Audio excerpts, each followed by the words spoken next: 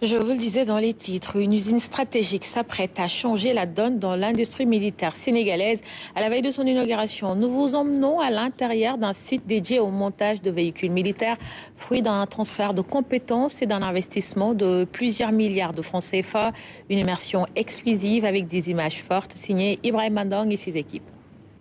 En franchissant le seuil de ce portail, le visiteur est sans doute habité par un sentiment de fierté, de reconnaissance. Reconnaissance envers nos armées. C'est la preuve que la souveraineté ne se décrète pas, mais elle se matérialise avec des actes concrets, à l'image de cette industrie sénégalaise spécialisée dans les véhicules militaires, la première du genre dans la sous-région.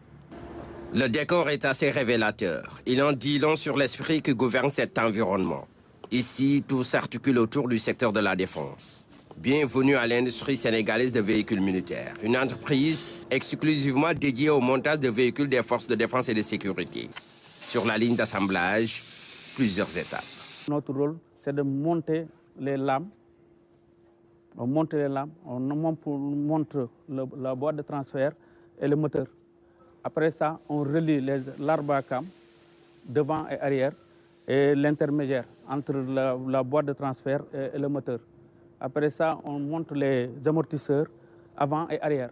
Après, avant et arrière, on relie les fils électriques. On relie les fils électriques. Encore, le radiateur, on le monte ici. S'ensuivent la pneumatique et le contrôle de tous les autres accessoires précédemment installés. Fini cette étape, place à l'habillage de la charpente. C'est le socle sur lequel se greffe la cabine et le cargo. La station 4, elle, est considérée comme l'une des étapes les plus importantes du processus de montage. Grâce à ce filling machine, tout ce qui est liquide est testé pour s'entourer de toutes les garanties. Notre objectif, c'est de vérifier est-ce que toutes les pièces ont été bien montées, le circuit d'alimentation est bien fait, le circuit d'eau est bien fait.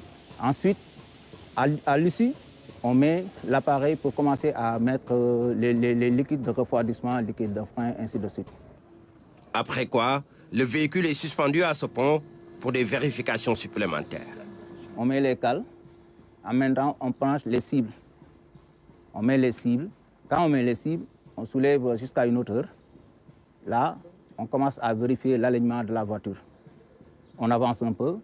Il nous signale sur l'ordinateur. Il nous dit d'avancer jusqu'à qu'il met stop, on arrête. Après une vue de reculer, on recule. Si c'est bien, il nous affiche que c'est bien. Une inspection minutieuse permet de détecter la moindre anomalie et d'y remédier avant de passer à une étape supérieure. Avec une technologie de pointe, les lumières, tout comme le système de freinage, sont passés à la loupe. Nous allons prendre le poids avant du véhicule. Après ça, le lift va descendre et nous allons prendre le freinage avant. Une fois le freinage avant terminé, si c'est OK, le véhicule va avancer encore. On prend le poids arrière d'abord et ensuite on prend le freinage arrière. Si c'est OK, on teste le freinage à main, c'est-à-dire le parking brake. Si c'est fini, si tous les tests sont bons, voilà, la machine va nous dire d'avancer le véhicule. Le transfert de compétences des Coréens a permis aux ingénieurs sénégalais d'être mieux outillés. Nous avons reçu de la Corée des ingénieurs mécaniques spécialisés dans ce domaine qui sont venus passer un séjour ici et ont fait une formation à nos ingénieurs. Donc aujourd'hui, ce sont les ingénieurs qui sont adaptés à cette technologie et ils sont capables aujourd'hui de faire le processus du début de l'assemblage, de l'inspection, de la conformité et de réparation du début à la fin. Et donc c'est la raison pour laquelle ICVM est là et en intégrant aussi les acteurs, les entrepreneurs donc, de ce pays, le secteur privé national, pour pouvoir faire cette jonction et réduire les importations de nos unités, de nos véhicules, de nos équipements militaires. C'est la raison pour laquelle donc, on a été chercher donc, un constructeur de renom qui est Kia, qui est qualifié, qui est très bien, qui est un des premiers au monde pour pouvoir faire cette jonction. Les responsables comptent élargir la palette et passer à une autre étape, celle relative à la phase fabrication. L'industrie automobile, c'est des étapes. Nous sommes pratiquement, il y a l'étape CKD, SKD et l'étape de production. Nous sommes aujourd'hui la dernière étape d'assemblage. Après cette étape, il y a l'étape de production qui va venir certainement. C'est ça la vraie perspective, afin de pouvoir satisfaire non seulement nos forces armées de défense et de sécurité, et ensuite servir également la sous-région.